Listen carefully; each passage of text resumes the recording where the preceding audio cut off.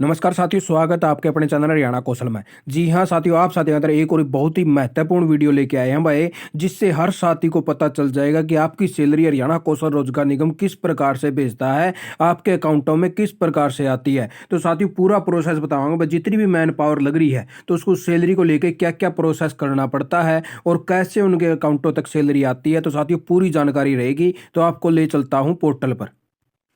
तो देख लीजिए साथियों, जैसे हम हरियाणा कौशल रोजगार निगम के पोर्टल के ऊपर आते हैं और यहाँ पे डिपार्टमेंट लॉगिन करते हैं साथियों।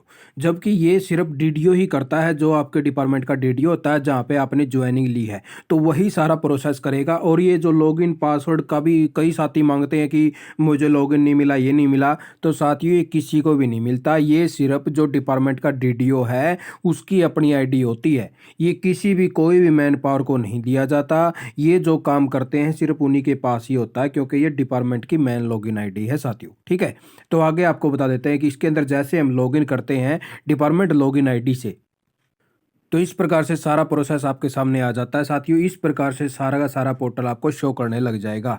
तो यहाँ पे ये देख लीजिए, इनवॉइस एंड अटेंडेंस का ये ऑप्शन आपको साइड में मिलेगा, ये वाला। ठीक है साथियों, तो इसके ऊपर जैसे हम क्लिक करते हैं, उससे पहले थोड़ा सा प्रोसेस और समझा देता हूँ आपको। इसके अंदर सबसे पहले तो जैसे जो नई ज्वाइनिंग हुई है, अब जैसे टीजीटी पीजीटी वाला लगा लो साथियों, तो इनके बैंक बैंक जो वेरिफिकेशन है वो करनी जरूरी है। क्योंकि बहुत से अगर एक बार वेरिफिकेशन हो जाती तो उसके बाद में कोई एडिटिंग वगैरह नहीं होगी। क्योंकि अभी जो है भैया अपने एचडीएफसी बैंकों के अकाउंट नंबर मांगे जा रहे हैं, जो कि यहाँ पे वेरीफाई करने जरूरी हैं। अब जैसे भी जिस भी कर्मचारी का एक बार वेरीफाई हो गया तो उसके बाद में उसमें चेंजेस नहीं किया जाएगा। ठीक है साथियों, तो सबसे पहले तो यही काम करना पड़ता है कि जो भी नई ज्वाइनिंग हुई है और जो अभी नई ज्वाइनिंग हुई है भाई, इनका यानी कि अगले महीने की 6-7 तारीख तक सैलरी आने का काम होगा। क्योंकि 25-26 तारीख को इनकी अटेंडेंस अपलोड होगी और अटेंडेंस अपलोड होने के बाद में इनवॉइस जनरेट होता है। फिर आपका इनवॉइस यानी कि जो डिपार्टमेंट है वो पे करेगा एचकर्न को, और फिर एचकर्न आपकी सैलरी आपके अकाउंटों में भेजने का काम करेगा। आगे प्रोसेस आपको समझा देते हैं कैसे आती है। तो ये देख लीजिए साथियों, पूरा प्रोसेस इस प्रकार से होता है कि जैसे एक बार डीडीओ अपना अपलोड अटेंडेंस करता है पोर्टल के ऊपर, ठीक है, फिर उसको यानी कि वैलिडेट एंड सेंड टू निगम करता है, यानी कि एचकेआरएन को भेजता है। फिर एचकेआरएन क्या करता है, निगम क्या करता है कि निगम उस अटेंडेंस को वेरीफाई करता है और एक जनरेट इनवॉइस सेंड करता है। फिर एचओडी डीडीओ क्या करता है कि वह कॉपी उसको इनवॉइस की कॉपी को करते हैं और फिर पेमेंट कन्फर्मेशन यानी कि डिक्लेरेशन करते हैं। फिर उसके बाद में एचओडी और डीडीओ यानी कि अप्रूवल लेते हैं वह पेमेंट की, और फिर जो इनवॉइस है उसको सेंड कर देते हैं। यानी कि फिर वो जो एचओडी और जो डीडीओ बनाया गया है वो ट्रांसफर मनी टू एचकर्न को कर देता है साथियों। तो इस प्रकार से सारा का सारा प्रोसेस होता है साथियों।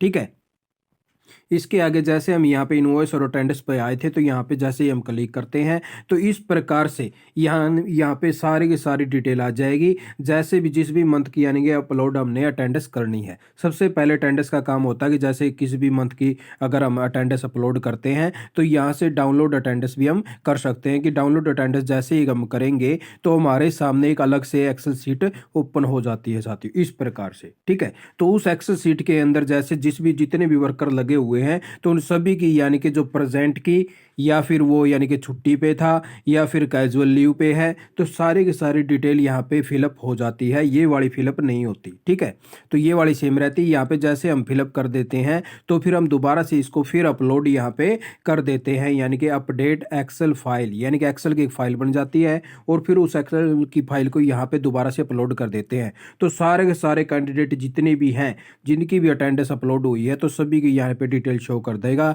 और अगर किसी भी डिटेल अगर कोई गलत हो जाती है किसी कैंडिडेट की, अगर मान लो 31 दिन का महीना था और उसकी यहाँ पे कैजुअल लीव मान ले भाई 2 लगा दिया और लगा दी, तो वो रेड कलर का यहाँ पे दिखाएगा। उसकी दोबारा से फिर यहाँ पे अपलोड करनी पड़ेगी उसके यानी कि अटेंडेंस को ओके करके। ठीक है साथियों, तो सभी के सभी कैंडिडेट की इस प्रकार से अटेंडेंस शो करने लग जाएगा और वो अटेंडेंस अपलोड कर देने के बाद में पूरी पूरी डिटेल यहाँ पे आ जाएगी साथियों। ठीक है, तो इस प्रकार से भाई जैसे अगर फिर आगे आगे उस प्रत्येक कैंडिडेट की एक एक डिटेल हम देख सकते हैं। अब ये देख लीजिए यहाँ पे इसकी पूरी पूरी डिटेल आ गई है। अब जैसे इसने 32 दिन यहाँ पे काम किया था तो उसकी डिटेल शो करने लग गया है। तो इसके आगे हम इसकी डिटेल को पूरी अच्छे तरीके से देख भी सकते हैं और इसको डाउनलोड करके अपने पास भी रख सकते हैं। ठीक है, तो आगे का प्रोसेस आ जाता है कि जैसे अटेंडेंस अपलोड कर दी तो हम यानी कि एक इन्वॉइस यानी कि सेंड टू निगम कर देते हैं अटेंडेंस को सेंड टू निगम कर देने के बाद में वो वेरीफाई करते हैं, वेरीफाई करने के बाद वो एक इन्वॉइस जनरेट करते हैं। फिर वो इन्वॉइस को हम यहाँ से देख सकते हैं, व्यू इन्वॉइस। ठीक है, व्यू इन्वॉइस में हम आपको उसको डाउनलोड कर लेते हैं, तो इस प्रकार से वो व्यू इन्वॉइस आ जाता है। तो अब ये एच कैरन के जैसे भाई उसके सारे अकाउंट नंबर, IFSC कोड, ये सारी की सारी डिटेल आ गई और इन्वॉइस की पेमेंट आ गई कि आपने इतनी पेमेंट करनी है, आपके कर्मचारियों की इतनी पेमेंट बन चुकी है। फिर ये क्या करते हैं भाई, इस इन्वॉइस को ई सैलरी लॉगिन पर जाते हैं और ये वाला अकाउंट नंबर जरूर डालें, क्योंकि जो ई सैलरी के अंदर जो अकाउंट नंबर है वो थोड़ा सा इनका चेंज है। ठीक है साथियों, तो ये देख लीजिए, जैसे भी कोई भी डिपार्टमेंट है तो ई सैलरी के द्वारा ये पेमेंट करेगा और यहाँ पे उनको लॉगिन ID वगैरह दी हुई है DDO वगैरह को। ठीक है, फिर वो DDO इस पे जैसे भी अपना भाई यहाँ पे जो अकाउंट नंबर इनवॉइस के अंदर दिखाया था तो वो वाला अकाउंट नंबर यहाँ पे डालना है, न कि यहाँ पे जो शो करेगा वो वाला चलेगा। आपको नया इन जो आपका अकाउंट नंबर एच कैरन ने दिया था इनवॉइस के अंदर तो वही वाला यहाँ पे डालना है। ठीक है साथियों, तो इस प्रकार से आगे फिर जैसे पेमेंट हो जाती है फिर वो अपना यानी कि कन्फर्म पेमेंट कर देता है। यहाँ पे कन्फर्म पेमेंट पे जैसे ही वो क्लिक करेगा तो इस प्रकार से सारा प्रोग्रेस ये इस प्रकार से हो जाता है कि जैसे हमने लॉगिन किया, लॉगिन करने के बाद में इनवॉइस अटेंडेंस टैब पर गए, फिर इसके बाद में डैशबोर्ड पर गए, वेरीफाई किया बैंक वगैरह, फिर यानी कि प्रेजेंट डे लीव वगैरह डाउनलोड की, फिर मंथ ईयर यानी कि डाउनलोड अटेंडेंस फाइल की, फिर उसको अपलोड किया।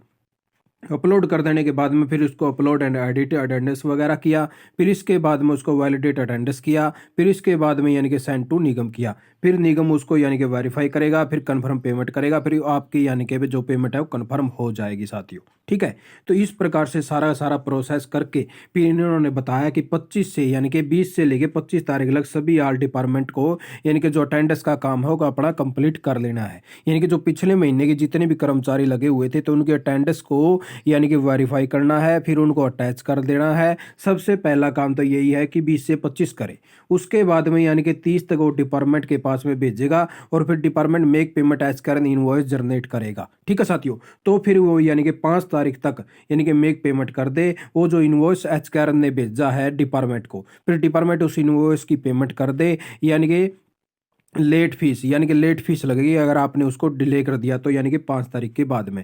यानी कि 7 तारीख को फिर क्या होगा, वह जितनी भी कॉन्ट्रैक्चुअल एम्प्लॉयमेंट मैन पावर लगी हुई है तो उन कर्मचारियों के खाते में फिर 7 तारीख को सैलरी भेजने का काम कर दिया जाएगा। तो इस प्रकार से सारा सैलरी का आपका प्रोसेस होता है साथियों, कि आपका जैसे 20-25 तारीख को अटेंडेंस अपलोड करनी जरूरी होती है, 30 तारीख लग निगम के पास भेज दी जाती है, निगम उसका 30 तारीख लग इनवॉइस भी जनरेट कर देता है, यानी कि 3-4 दिन तो एचकर्न को भी लग जाते हैं। फिर उसके बाद में यानी कि 5 तारीख तक यानी कि भाई जो इनवॉइस आपके पास में आया तो 5 दिन आपको दिए जाते हैं कि आप पेमेंट को अप्रूवल करवाओगे अपने डिपार्टमेंट से, फिर आपका सीनियर हो या फिर जो भी अधिकारी हैं वो पेमेंट को ट्रांसफर करेंगे। तो इस प्रकार से आपकी पेमेंट जो है एच कैरन के पास चली जाएगी, फिर एच कैरन आपके अकाउंटों में सैलरी भेजने का काम करेगा साथियों। तो इस प्रकार से आपकी जो सैलरी का है सारा प्रोसेस होता है, आपका डिपार्टमेंट कैसे देता है और कौशल रोजगार निगम कैसे आपके अकाउंटों में सैलरी देता है। इतना लंबा प्रोसेस होता है साथियों। तो कई साथी ऐसे ही लग जाते हैं कि मेरी सैलरी नहीं आई। तो साथियों अब ये प्रोसेस देख लीजिए कि कितना लंबा प्रोसेस हो जाता है कि आपकी सैलरी किस प्रकार से आपके अकाउंटों में